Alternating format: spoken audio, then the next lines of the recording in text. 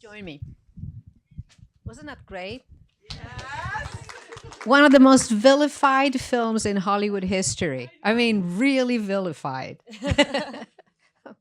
So, um, uh, Carrie, bring us how did Elaine May get quickly how she got here to make this film as the fourth and last one as director after three very adventuresome productions, but this is by far the most complicated thing she ever did. It really is. I guess the cliff notes is, so Elaine May and Mike Nichols had a comedy act in the late 50s that went on Broadway in 1961 for about a year. They were overnight hits. And of course, when they broke up their act, we all know what happened to Mike Nichols. Mike had a prolific career, and Elaine sort of had a lot of fits and starts, and she acted in plays, she acted in films, she sort of tried her hand at another improv review that didn't work, and it was really this I think we call it now like a flop era, where just nothing was sticking.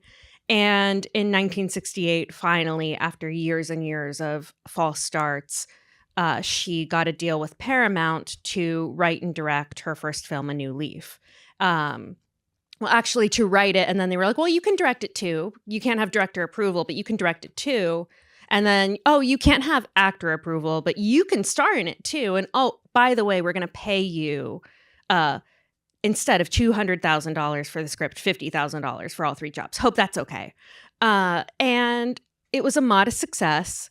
The production was chaotic. I feel like that is a through line for most of Elaine's films. She did A New Leaf in 1961, The Heartbreak Kid in 1972, New Leaf in 1971, Heartbreak Kid in 72, and in 76, Mikey and Nikki. And Mikey and Nikki was sort of a disaster production. It's so mythological now. She shot as much film. She shot like 3 times the amount of Gone with the Wind. She went way over production, way over an edit, back and forth lawsuits with Paramount over who's going to take over the film and finish this and release it, and, stole 2 reels of the film and hid them. So Paramount couldn't finish the film. And when it was finally released, they sort of just dumped it in the theater, and it ruined her career for about 10 years. So between Mikey and Nikki and Ishtar, about a decade later, Elaine sort of had to work her way back up and rebuild her career. And for women directing, she was the only woman who was directing within the studio system at the time. And she was already facing an uphill climb. And there was this whole stereotype of women just can't direct. They're not strong enough. They're too emotional. They don't have the stamina. And there were producers who would say, everyone knows women can't direct. The only one who can is Elaine May, and her last film was a disaster. Nobody will trust her with a movie. So instead of directing, she sort of took on this life of writing, which was her first love. She wrote Heaven Can Wait for Warren Beatty in 1976. And then she went on to have a very prolific career as a script doctor, which is somebody who comes in, fixes bad scripts, fixes things that are wrong with it, identifies problems, and also finds the solution and rewrites it, essentially. It could be very, very small. It could be very big. And one of those big jobs that she took it on was Tootsie with Dustin Hoffman. And essentially completely reworked the movie, completely rewrote it in a just world. It would probably have her credit as written by. But the thing that Elaine did was she didn't want to have credit. She kind of saw it as a way to have full control. If it isn't successful, she's not taking the fall for it. And if it is successful, it's not like everyone knows, oh, it was such a bad script and she saved it. It's like, and it ruins the lives of the actual writers, but it sort of goes around town like, oh, Elaine fixed that movie.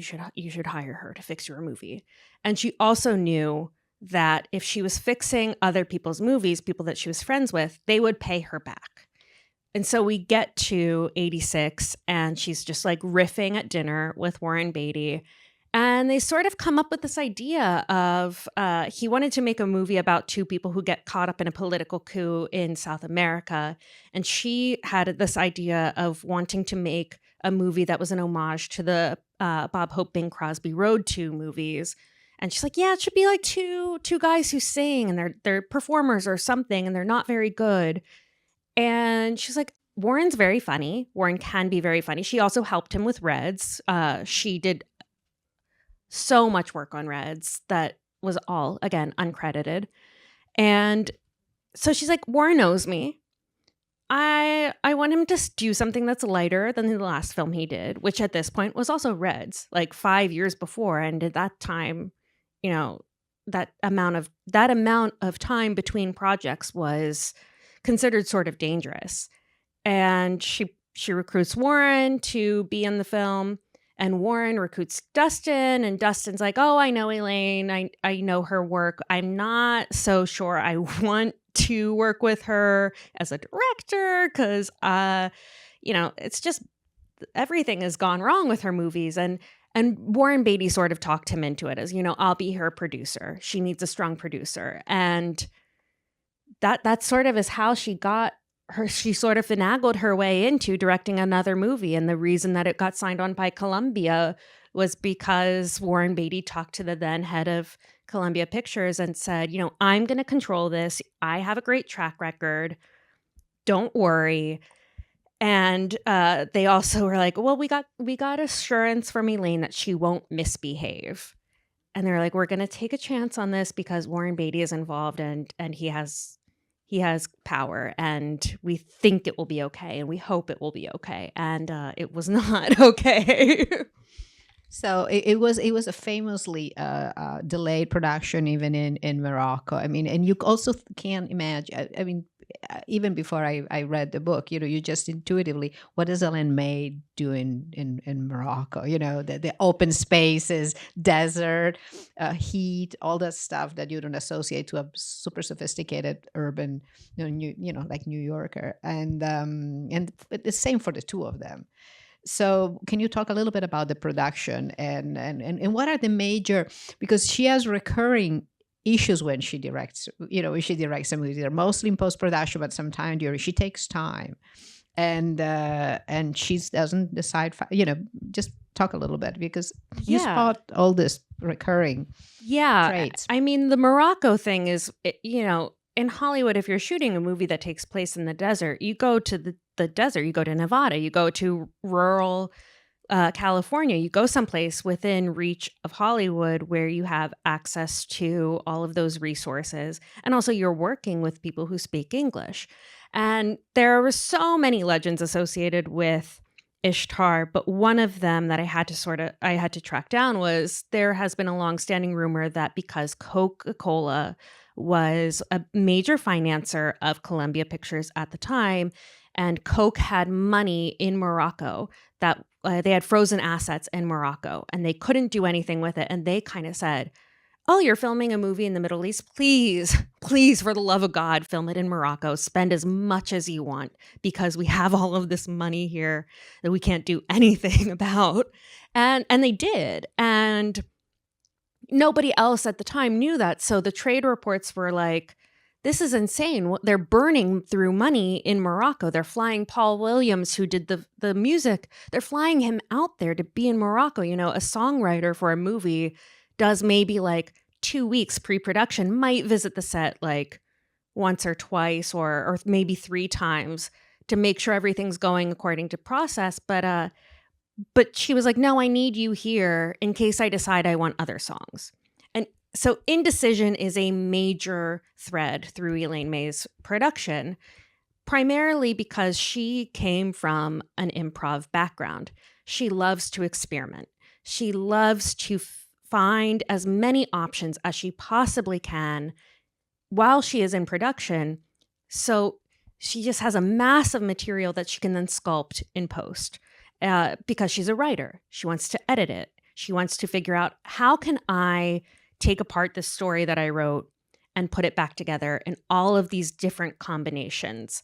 And that is very easy to do when you have a typewriter or a computer, or you are even writing by longhand. It is not easy to do or cheap when you are shooting on film and you are hand splicing on film. It takes a very long time.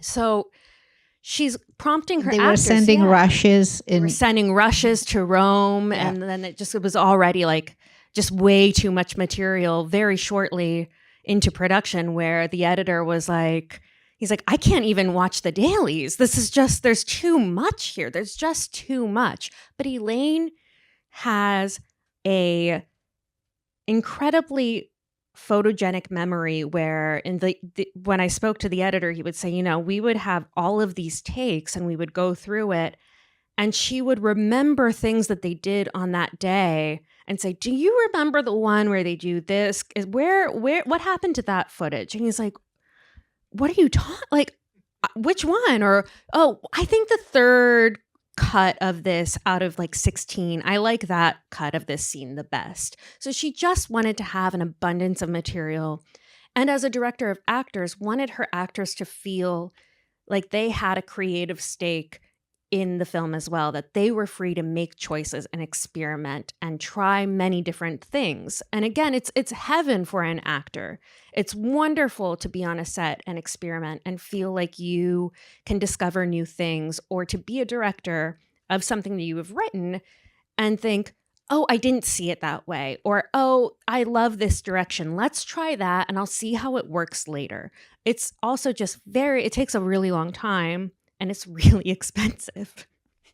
And speaking of obsessiveness, because obsessive is also another quality that she obviously has. I mean, I didn't remember that she practically wrote all the songs. So she you know, some of them written when were admitted. There is an element that you can see sometime in between cuts, you know, that they're laughing. I mean, you know, the craziness must have hit them, you know. But there is also, I think, the joy of being in the middle of the desert and doing, you know, having these things, and you have the other actors that are looking at, you know, Dusty Home completely improvising. I mean, there is that liveliness to the film that she took out from all this footage. Another thing is, because she had this reputation, and you know, and it's true that Warren Beatty owed her, you know, in a way, because she helped him so much with the other script, and Dustin Hoffman owed her, you know, for Tootsie. But through your book, it's very consistent, the respect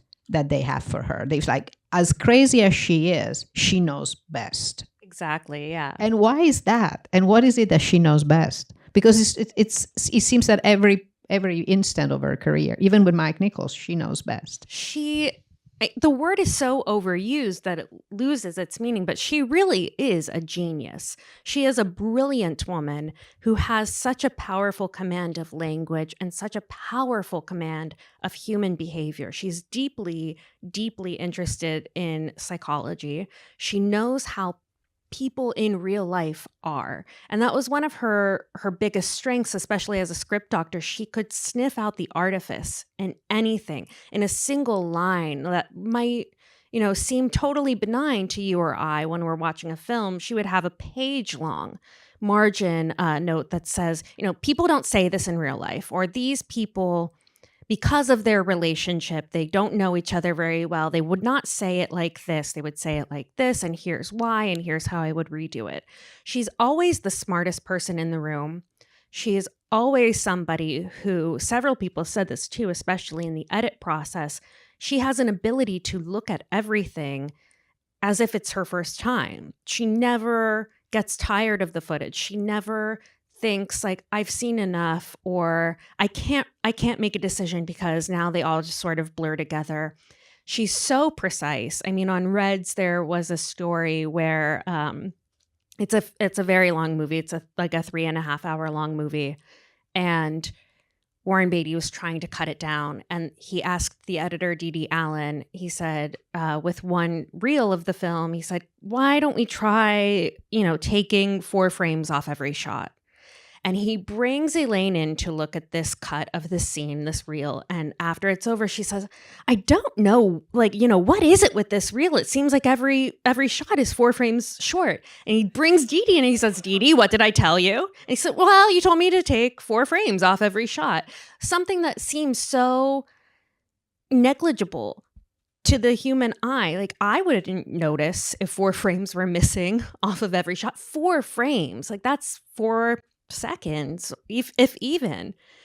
And I think she just has such a strong commitment to the truth and to how we really are in real life and how our relationships are. Every one of her films is about relationships and usually 2 people, and the power balances, the back and forth, the push and pull, why we are the way we are and why we behave the way we behave, and how it's sometimes actually quite horrible, but it's also funny because it's, if we don't laugh, then we'd probably sob, and if we didn't recognize that it's funny or didn't recognize the things within ourselves, we would be totally horrified. She just has such that she has that keen insight into the truth, and that is such a sticking point for her work. It's interesting you mentioned the the relationship between 2 people, because the duet with Mike Nichols is really about getting each other, getting yourself through another person, as much as you can, in the good or in the bad. Now, I'm going to open it to the audience. Your book opens with you candidly admitting that you tried to multiple times to interview. Elaine May, you probably know, she's famously against giving interviews, public statements. She has not really officially been in public for a long time, so you multiple times you tried to reach her, and so you open your book by saying that you start imagining her in the street, and you're never even sure that if you ever saw her. So this book was done with an enormous amount of research, and I presume talking to a lot of people that have known her or worked with as her. Many people who would speak to me, because that's the other thing too. People are so deeply loyal to Elaine, which I respect. And, a lot of people said, if Elaine isn't 100% authorizing this, or because I know that she is such an intensely private person, I wish I could help you, but I can't. I don't want to upset her. Thankfully, there were plenty of people who were like, I don't care what Elaine says. I want the world to know how wonderful she is. And I am loyal to her in the sense that I think she is wonderful and I appreciate her work so much. But yeah, it was a lot of research and a lot of talking to other people. And it's a wonderful book. It's a wonderful, it's a very fun reading, but it's also very full of details, both about the New York theater scene, and impact she had in improvisation, in comedy in general, and also about Hollywood in the 70s and 80s. And this film, in fact, the catastrophic reception that it had, which is undeserved. It's part of a group of films. It's one is Apocalypse Now, the other is Heaven's Gate. That it was the studios finally getting back at those auteur directors that kind of pushed the boundaries in the late 70s, and then they started spending, then being too independent, and then do you think that Ishtar is partly been just buried essentially because of studio head changes, but also because really there was becoming this let's just punish them, they're having too much fun and they're spending too much money? Yeah, I mean, Ishtar was sort of, the whole narrative that has come out of it is that the studio tanked it on purpose to write it off because a new head came in, David Putnam, who was British, who believed in, boundaries and keeping a tight rein over finances and no more fun. No more fun. We have to run a tight ship. And it's kind of true. He did have a lot of comments in the press about not liking the movie, or I won't comment on it because it's not, I didn't greenlight this. I didn't greenlight this. Just know that. But there was a lot of press that was terrible from the start because I think, and we do it so much now, when something seems too big to fail, we root for it to fail. You know, you had 3 notorious perfectionists working on a film: Dustin Hoffman, Warren Beatty, Elaine May. You have Dustin Hoffman and Warren Beatty making $5 million apiece for their roles, 2 of the highest paid actors at the time for a comedy. You have Elaine May, a filmmaker who hasn't made a movie in nearly 10, more than 10 years, getting $2 million for her half, for her chunk of it. Won't talk to the press, is known for small, talky indoor movies, making a big budget action comedy. And at the same time, though, you know, you look at the sexism, because everybody that she came up with, and this era of Hollywood, it was all about chasing big budget action comedies. You know, why can't Elaine May also play in that sandbox? So there's a lot of bad press throughout the entire production. It's topped off by the bad press from Columbia tanking the film, wanting to write it off. Coke could take a tax cut. They could write it off as a loss. And yeah, so I think a lot of the bad press and a lot of the reviews, you look at them, they're so often focused on the budget. It was a huge budget. No one really actually knows how much it cost. No one who worked on it, they say like, well, we were told there is no budget. We were told spend whatever you want. It's estimated between 37 million and 50 million in like 80s money. So that's, you know, I don't have an inflation calculator right here, but it's way more today for a comedy. And reviewers really noted that. They were like, this isn't a movie that deserved to have spent this much money. It's stupid. It's a dumb little comedy, and it is a dumb little comedy, but it's also very subversively intelligent. And I don't think people really wanted to hear at that time that Reagan's politics were like not great. I don't think people at that time wanted to be told that Americans overstepping in the Middle East was profoundly stupid. So they overlook all of that, and it became just a joke. It became a shorthand for bad. And Elaine would famously joke several times, if half the people who hated Ishtar had actually seen it, I would be a very rich woman today. You know, it became a Far Side comic, Hell's Video Store, and every shelf stocks Ishtar. And years later, Gary Larson, who wrote who made the comic, would retract it and say, you know, I actually hadn't seen that movie when I made it. And it was incredibly popular, and that helped cement its legacy as the worst movie ever made. It's uneven, sure, but it is not the worst movie ever made. And so for a very, very, very long time, there was this shorthand of, oh, don't watch Ishtar. Ishtar's bad. Like all these jokes in pop culture of Ishtar, Ishtar, Ishtar, terrible movie, worst movie ever made. And it gets that rep until it becomes a cult classic as home video and as DVDs become more popular as on demand and then finally streaming. And I think now it's starting to claw its way out of cult classic and becoming a little bit more mainstream to say, I like Ishtar. I ride for Ishtar. Ishtar good. Yeah, no, it's very smart film. You could see why Betty would like the idea. You know, the politics of the film are completely his, you know, and the ironic, you know, the irony, and it's just this joy for comedy. If you have a question, raise your hand. There is one here. She's gonna give you a mic. Hold on. I think I can. Oh, all right. Thank you. First of all, I enjoy your book very much. Congratulations. Thank you so much. So notoriously about cuts and edits and studios and all of that. So I'm curious, what we saw, was this the cut that was released? And how much of it is the studio? How much of it is her?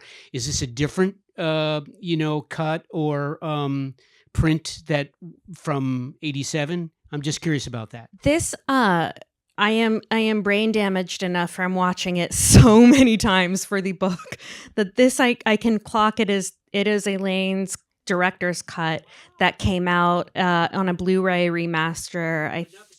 Not the studio cut, but the studio cut is available. And the differences, and the same thing goes for Mikey and Nikki, the differences are so incredibly minute. It's like a cut joke. And the thing that's weird about Ishtar too is she cuts jokes that are actually really good, but it's really like 3 or 4 like lines that are just shortened. It's really like, I don't know if I'd call this a director's cut. I mean, it is, but it's really just, again, the obsessiveness, the perfectionism, like line edits to a film. And her cut is shorter, a Yeah. couple of minutes, 1 minute. By like yeah, 1 minute or something. Yeah. It's really, it's imperceptible. Anyone here? I just want to tell you, I don't remember when I laughed so much in a film. So thank you. Thank you, Elaine May. Does she enjoy? I mean, do you think she enjoys directing? Because she kept going back at it, and then it must be so hard for someone that is so determined to control the entire process to enjoy it. Because how many months she edited this one, because she wouldn't get out of the editing room. It was years. It was something like 1.5 years. Yeah. I think for Elaine, a lot of directing for her was more like quality control, because she was so protective of her work as a writer, and she didn't want to hand her work over to somebody that she didn't trust. Or, anytime you hand your work over to a director, it becomes their movie in a way. They have to feel some sort of ownership of it or feel some sort of connection to it. And they might have a completely different vision than what you had. And it's not to say that she isn't a skilled director and that she isn't amazing at directing her actors, especially. She's not great at the bureaucratic part of directing. She's not very organized. She's not a great on-set leader. She's not great at giving directions. I want this shot lit like this. She says, well, why don't you figure it out and you tell me? Which on one hand, great. It's opening up the creative process to everyone who is involved, but again, takes a lot of time. And she, again, because of her theater background, her improv background, she is really, really great at directing actors and giving them insights or motivations and different angles to try. But, and sometimes she does have really clever visual ideas too, but I really think that directing for her was mostly just a way to control her writing, because the only other scripts that she ever did that became films were The Birdcage and Primary Colors, which were directed by Mike Nichols, her longtime best friend, and he involved her very, very heavily on set. So she was sort of co-director feels a little too formal, but something close to that. She had a lot of control over those scripts, even though she wasn't directing them. There's one there, and then we take it upstairs for the book signing. There's someone there. Yeah. Thanks for all your insight and work, bringing Elaine May, to life for us. Thank you. I guess I have a question about, Nichols and May, their improvisation in New York is kind of legendary. And I'm wondering if there was any relationship or intercourse between, Chicago, Second City. And also if you think that some of the reception of this film might have been, because it was at that time where there were these big Landis movies, it's kind of in that period of those Second City, SNL, and National Lampoon sort of films, to see these established stars sort of playing in that pool that was. Right. I mean, well, in terms of Nichols and May, if there was any relationship, Elaine would always famously say, she was asked, were you lovers or not? And she said, we were lovers or not. Yes. Oh. Okay. Oh, yeah. Well, I mean, what they came up in was known as the Compass Theater. That became Second City. She taught Del Close everything he knew, and Del taught everyone in Second City. All roads of improv lead back to Elaine. So I think anyone else who was coming up at the time, Landis was a bit younger than her. I'm trying to think of who, any Bill Murray big budget comedy. Harold Ramis, Ivan Reitman, and Bill Murray and Dan Aykroyd making Ghostbusters. By the way, Ghostbusters 2. Who script doctors it? Elaine. there's such a relationship because their comedy comes from the same place and the same set of deeply ingrained truths and rules about what is funny and what is not, or how do you, not what is funny and what is not, but how do you make something work? How do you make something land? Not that it always does. And at the same time, always relating back to truth. That is what improv is about, and that is what Elaine's main ethos always was. I don't know why Elaine, well, no, I do know. Elaine wasn't as successful as them because, one, they were younger and hipper, and Hollywood has always been a youth-driven industry. And she had too many strikes against her by that time. I think people were sort of like, this is your last shot. We're really only giving you this because Warren Beatty is attached. And you don't have a great financial track record preceding this. And at the end of the day, at that point in Hollywood, new Hollywood had basically faded. The era of auteurs getting to make whatever they wanted, no really... yes, thoughts about box office, but that wasn't the primary concern. That had ended famously. It really ended with, I think, I like to say it ended with Bogdanovich's They All Laughed. But so early 80s, it's over. Everyone's looking at box office. Everyone's looking at budget. They print box office and budget in the daily newspaper for people who aren't even in the business. It's no longer variety. So I think Elaine had all of those statistics against her on top of, you're a woman, this is not a woman's industry. There are very few women who have succeeded in making financially successful films. So sorry, you're done. It's the end of the road. But Landis and everyone else, they mostly had hits. So it was kind of a combination of money and gender, but more heavy on the money, I think, than gender. I think it's also, Landis himself was punished with Blues Brothers. That was, he was heavily punished. But it was also like a moment where the studios were being, bought and became conglomerates, and so this sort of sense of corporate moralism, like, oh, it costs too much or something. It's just a big change of culture, and and not wanting, how do you call him? Not free. Not one independent minds, going away and taking it. This was shot by Storaro, right? Yeah. So you can't get right. I always say comedies have stopped. Comedies aren't good anymore because they're not beautifully shot by legendary TPs anymore. Yeah, it's the just lighting. Yeah, the guy that did Apocalypse Now. it's incredible, and a lot of the Warren Beatty film. I suggest we go upstairs and get a copy of her book because it's really a wonderful read. Thank you so much. Thank you.